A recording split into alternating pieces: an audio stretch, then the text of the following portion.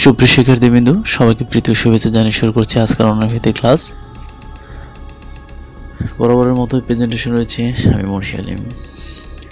আজকে যে বিষয়টি নিয়ে আলোচনা করতে যাচ্ছি সেটি হচ্ছে সমার্থক শব্দ ও প্রতিশব্দ মনে রাখার সহজ টেকনিক।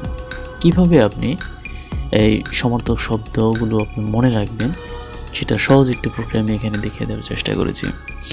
আসলে কিন্তু এগুলো প্র্যাকটিসের কোনো বিকল্প নেই, এটি কিন্তু ধ্রুব সত্য।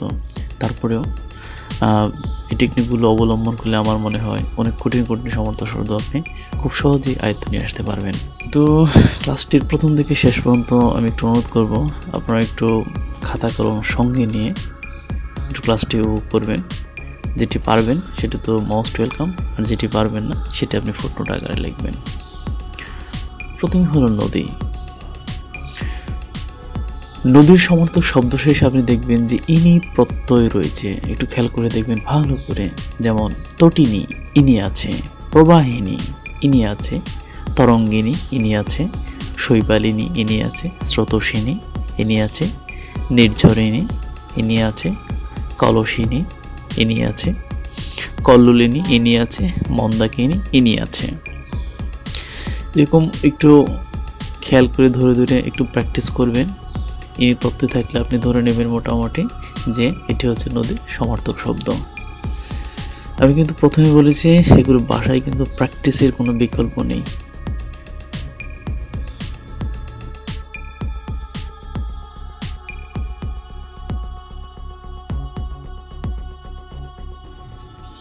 রাজা। শাসক নরেন্দ্র মোদী নরেশ ওরফে নৃপেন্দ্র প্রজালাল ভূপাল মহিপাল উপাধি ছাড়াও অধিপতি, ভূপতি, নরপতি, নৃপতি উপাধি গ্রহণ করলেন। নরেন্দ্র মোদীর কথা নিশ্চয়ই আপনাদের মনে আছে, সেটি একটু মনে রাখবেন। উনি তো আসলে শাসক, তাই না? তো সে নরেন্দ্র মোদী নরেশ ওরফে নৃপেন্দ্র, উনি 3টে উপাধি ছাড়াও আরো 4টে উপাধি গ্রহণ করেছেন। তার মধ্যে শাসক দেখেন নরেন্দ্র, মোদিটা শুধু একটু রেখে দিবেন আর কি। নরেশ, নৃপেন্দ্র, প্রজাপাল, ভূপাল, মহিপাল, অধিপতি, ভূপতি, নরপতি, নৃপতি, এগুলো সবগুলি হচ্ছে রাজা শব্দের সমার্থক শব্দ। এখানে একটু খেয়াল করে দেখুন, প্রজাপাল, ভূপাল, মহিপাল এগুলো সবগুলো শেষে কিন্তু পাল রয়েছে।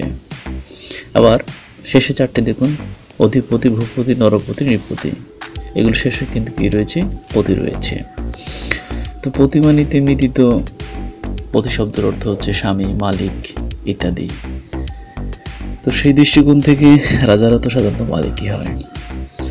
আবার দেখুন প্রজাপাল, ভূপাল, মহিপাল। প্রজাপাল মানে কি? যিনি প্রজাদের পালন করেন। ভূ মানে হচ্ছে পৃথিবী, আর পাল মানে তো বুঝতে পারছেন পালনকর্তা। মহি মানেও পৃথিবী, এর মানে হচ্ছে পৃথিবীর যারা পালনকর্তা কিংবা প্রজাদের যিনি লালন পালন করেন তিনি মূলত কি? শাসক, রাজা। এখন আমরা দেখে নেব বাতাস শব্দের সমার্থক কোনগুলো বা কিভাবে মনে রাখবেন। কৌশলটা হলো অনিল, সমীরণ আর পবন, তারা 3 বন্ধু। একদিন গন্ধবনে সমীর প্রখঞ্জনের মরুদ বাংলোয় হাওয়া খেতে গেল। এখানে খেয়াল করে দেখুন, আমি 2টি বাক্য বলার চেষ্টা করেছি, অনিল, সমীরণ আর পবন। এখানে 3জনই কিন্তু মানে 3টি কিন্তু বাতাস শব্দের সমার্থক শব্দ। গন্ধবনী মানে গন্ধবহ, সমীর শব্দের অর্থ আবার বাতাস, প্রভঞ্জন মানে বাতাস, মরুদ মানে বাতাস, হাওয়া মানে তো বুঝতে পারছেন বাতাস, যেটা কিন্তু বায়ু শব্দ সমার্থক হিসেবে ব্যবহার করে থাকি। এভাবে আপনি একটু টেকনিক্যালি পড়ার চেষ্টা করবেন, যেগুলো পরীক্ষাতে একটু বেশি বেশি আসে এগুলো একটু ধরে ধরে পড়ার চেষ্টা করবেন, একটু নোট আকারে পড়ার চেষ্টা করবেন। দেখবেন 2 থেকে 3 বার প্র্যাকটিস করলে আপনার আয়ত্তে চলে আসবে। আসলে কঠিন বলতে কোনো কিছু নেই।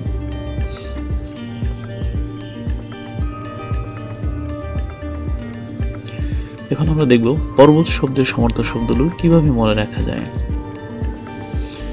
ভূধর আর মহিধর। অচল অদৃশ্য লোকে সাথে নিয়ে গিরিতে উঠল। ভূধর আর মহিধর তারা 2 ভাই, 2 কাজিন আর কি। তারা অচল অদৃশ্য লোকে মেয়ের নাম হচ্ছে অদৃশ্য হইল। অচল মানে সে চলতে পারে না, একটু ঘুরে ঘুরে হাঁটে। তাকে নিয়ে কোথায় উঠলো? গিরিতে উঠলো। গিরি মানে হচ্ছে পর্বত।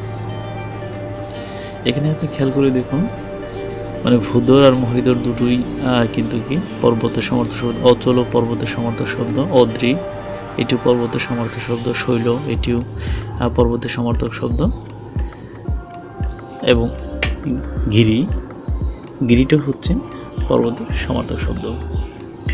আমি আমার মতো করে টেকনিকগুলো তুলে ধরার চেষ্টা করছি, আপনি আপনার মতো করে একটু প্র্যাকটিস করবেন, তাহলে দেখবেন আপনার আয়ত্তে চলে আসবে। রাত, কামিনী, যামিনী আর ক্ষণদা নিশিরাতে ওমার বাসায় গেল। কে কে গেল? কামিনী, যামিনী আর ক্ষণদা, তিনজন। এখানে দুজন নারী, একজন হচ্ছে কি পুরুষ। কামিনী যামিনী হচ্ছে নারী, ক্ষণদা হচ্ছে পুরুষ। কখন গেল? নিশিরাতে। কোথায় গেল? ওমার বাসায় গেল, তাদের বান্ধবী আর কি। সেখানে ত্রিজামার সাথে নিশিথিনী নিশা ওরফে সর্বরী। সেখানে ত্রিজামা তাদের আর একটা ফ্রেন্ড, তার ডাকনাম হচ্ছে সর্বরী। নিশিথিনী নিশা ওরফে সর্বরী, ডাকনাম হচ্ছে সর্বরী।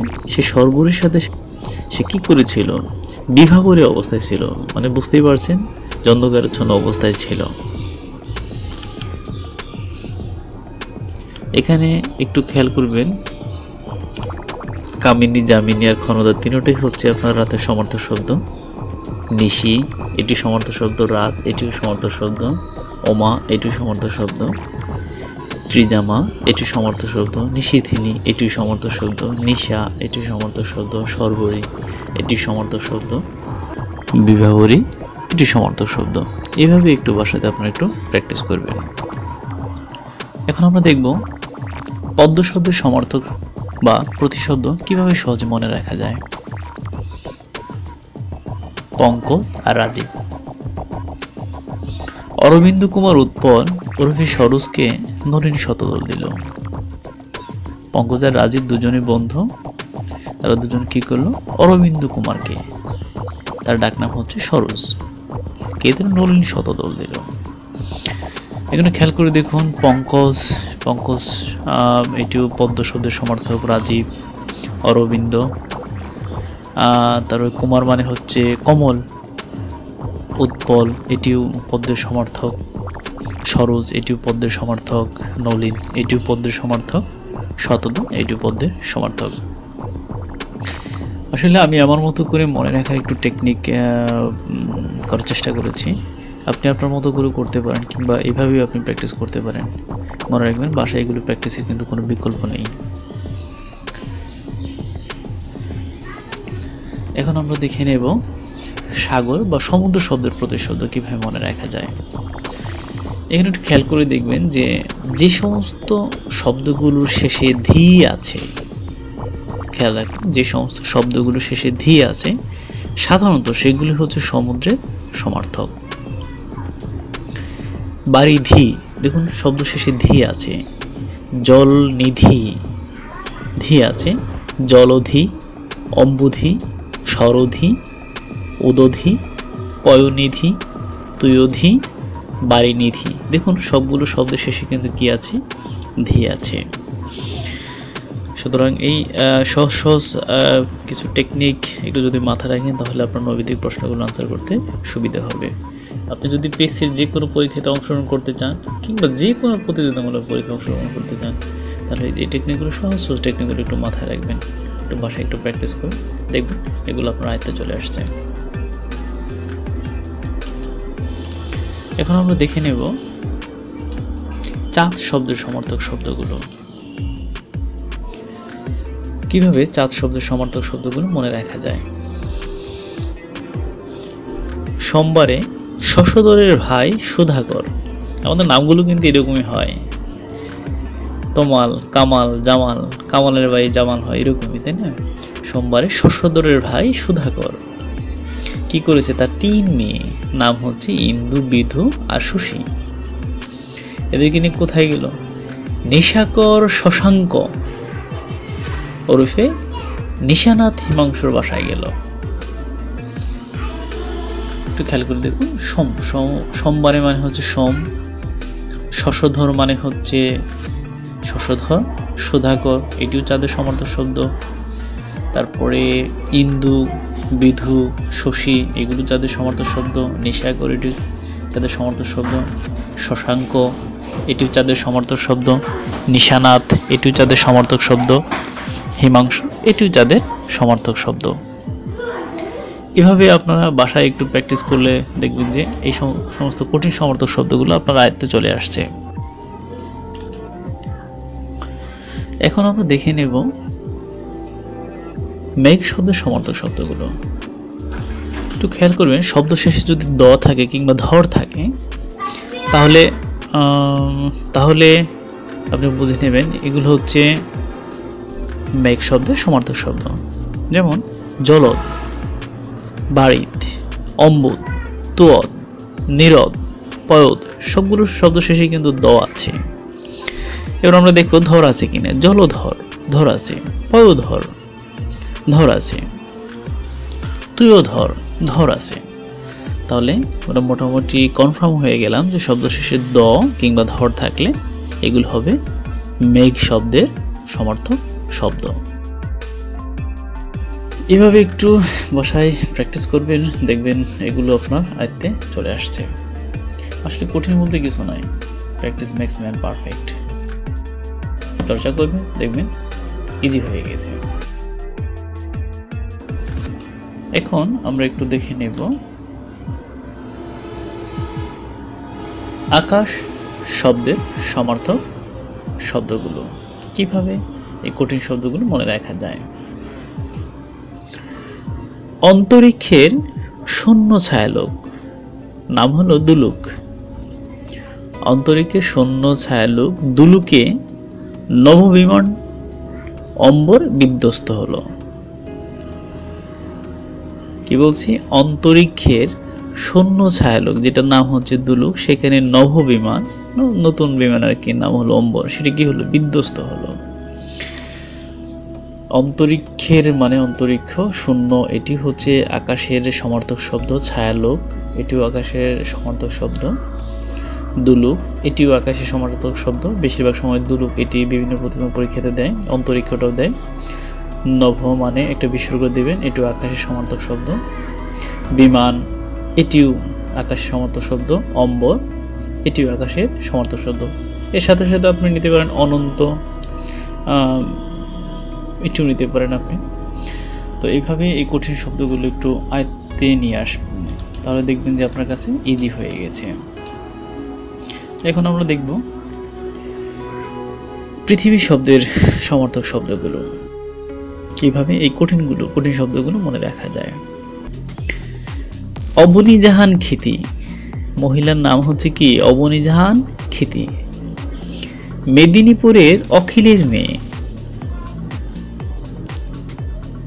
3 মেয়ে ছিল অখিলের, পৃথি, উর্বি আর মহি। এদেরকে নিয়ে সে কোথায় গেল, বসুন্ধরা চিঠিতে গেল। অবনী জাহান খিতি মেদিনীপুরের অখিলের মেয়ে পৃথি, উর্বি আর মহিকে নিয়ে কোথায় গেল, বসুন্ধরা চিঠিতে গেল। এখানে অবনী মানে হচ্ছে পৃথিবী, জাহান মানে পৃথিবী, খিতি মানে পৃথিবী, তারপরে মেদিনীপুরের মেদিনী মানে